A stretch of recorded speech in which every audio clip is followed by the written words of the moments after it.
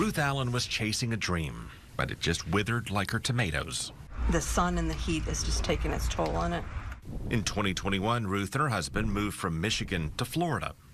Back when the freedom of working from home and COVID restrictions to our north drove a mass migration south. We love the beaches. We also love Disney. They picked this home in Polk County to be not too far from both. She loved Florida until she learned how property taxes shoot up when homes change owners and tax caps go away. Our house payment went up almost $300 a month. And we've spoke with some of our neighbors, and that's on the low end. And she discovered the soaring cost of home insurance, fueled by a mix of storm damage, climate change, and fraud. When I got the insurance bill the next year, it had nearly doubled. And the fear that her insurance company could require her to eventually replace her roof. You're waiting for the other shoe to drop. Plus all the toll roads and the escalating cost of car insurance with no accidents or violations. This year, they sent the bill. It was going to be going up $800. And the rash of crashes that helped drive up our rates. Things that I just literally do this to. 148.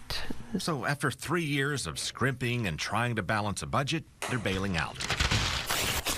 Preparing to put their house up for sale and head north. And if we're lucky, being gone by the end of September. They've already picked a neighborhood in Tennessee, which, like Florida, has no state income tax. It would be at least $300 to $400 every month that we'd be saving. She's not alone. Many who moved to the Tampa Bay area during the pandemic are leaving because they can no longer afford it here.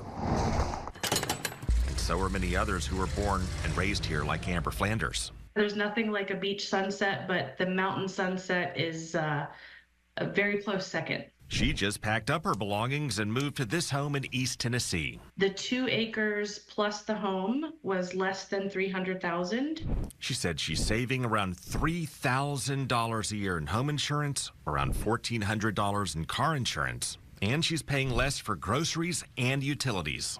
We got our first full utility bill, $50. Cody Seidenham and his family moved from Lakeland to South Dakota, trading theme parks for snowy mountains and the northern lights. One of the biggest reasons we left was the cost of living. He's saving around $140 a month in car insurance, $900 a month in rent, and seeing a big drop in his power bills. Back there, we were paying between $300 and $400 a month for just electric. Now he's paying $60 to $80 in summer and less than $200 a month in winter. My highest electric bill was $181, and that's gas included with electric. An AARP analysis shows Florida has the 9th most expensive utilities in the nation. And on top of that, Tampa Bay's rate of inflation during the pandemic outpaced New York, San Francisco, Honolulu, and the other priciest places to live in the United States. It's why Melissa Lambert moved from Tampa to South Carolina. My husband was just like, we got to get out of here because in a couple years, we won't be able to afford anything around here. For perspective, here's the rate of inflation in 2022 in New York, and here's the Tampa Bay area.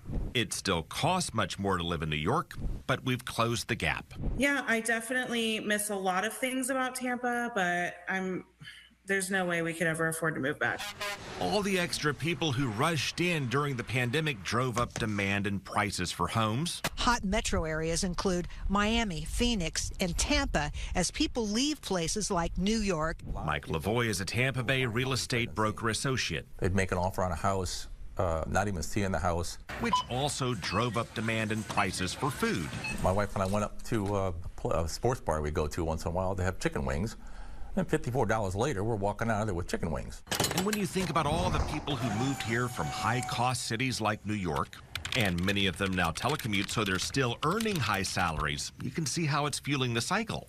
$54 for chicken wings wouldn't seem so steep in New York. Right. Oh, yeah. No. So when they come here, are they bothered by paying $54 for chicken wings? No.